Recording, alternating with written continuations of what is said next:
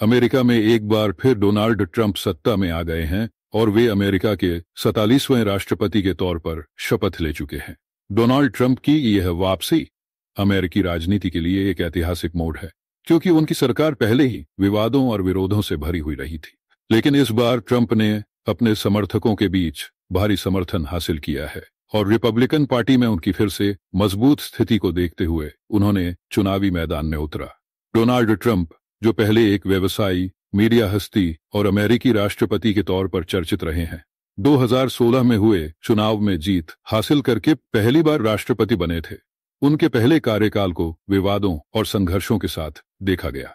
हालांकि उनकी सरकार ने कई बड़े फैसले किए थे, जैसे कि टैक्स कटौती, रोजगार के अवसरों में वृद्धि और विदेश नीति में कठोर रुख, विशेषकर चीन और ईरान के खिलाफ। उनकी पहली राष्ट्रपति पद की यात्रा के दौरान उन्होंने अमेरिका के भीतर एक मजबूत राष्ट्रीय सुरक्षा और आर्थिक प्रगति के लिए कदम उठाए। हालांकि उनका कार्यकाल कई विरोधों का भी कारण बना। उनके द्वारा लागू की गई कुछ नीतियों पर आलोचनाएं हुई, जैसे कि आव्रजन पर कड़े प्रतिबंध, जलवायु परिवर्तन पर उनकी नीतिगत मुद्दे पर उनका रुख।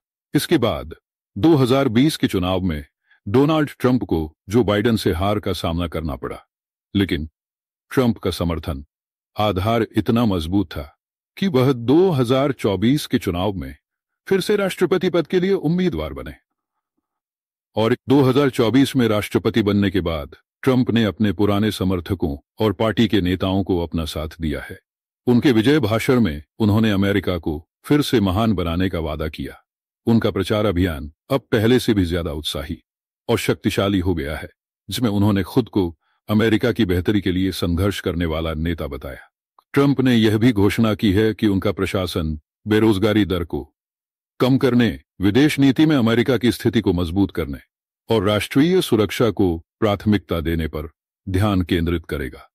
डोनाल्ड ट्रंप के राष्ट्रपति बनने के बाद उनकी नीतियों में कई परिवर्तन और बदलाव की उम्मीद की जा रही है।